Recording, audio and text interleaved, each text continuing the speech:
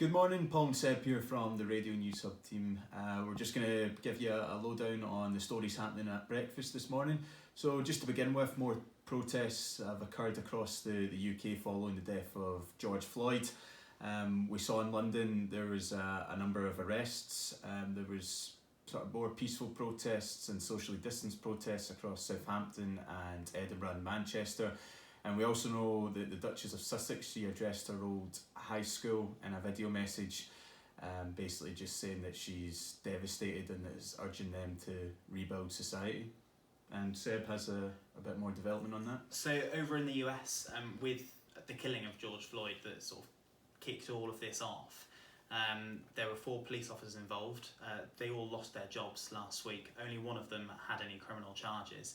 And so that criminal charge has been sort of upgraded from 3rd degree to 2nd degree murder, and then the other 3 police officers as well have all had criminal charges levelled at them as well. The SNP, they're calling for virtual voting to be reinstated into Westminster. It comes after Alok Sharma appeared to be very unwell when he was addressing the House of Commons in a speech, and he's since been tested for coronavirus and he's now self-isolating.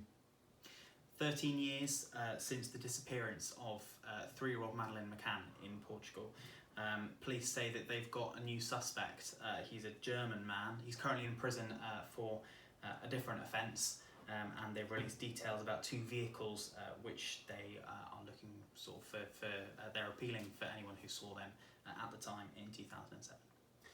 And there's a warning that nurseries and childminders are at risk of collapse without an urgent cash boost. The TUC, they're telling the government to step in and save the sector. They say that it will be a vital part of the rebuilding the economy post-coronavirus. And finally, the TV BAFTA nominations are out.